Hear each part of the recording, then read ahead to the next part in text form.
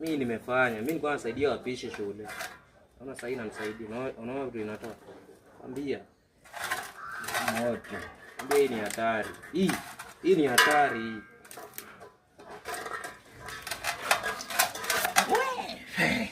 The main part sasa. Hapa sasa tunapenda. Hapa sasa ile place. Pole pole. Unasikiaje? Haifai kuenda na huko. Inafaa itokee tu. Niwasaidie. Poko cha usaidie. Tusaidie. Ona wakatangi hivyo. Katanga hivi.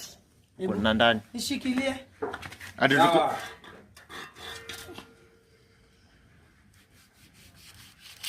Nilikwambia Yobo kasema aendangi huko ndani. Si huko nilikuwa napika. Sijali.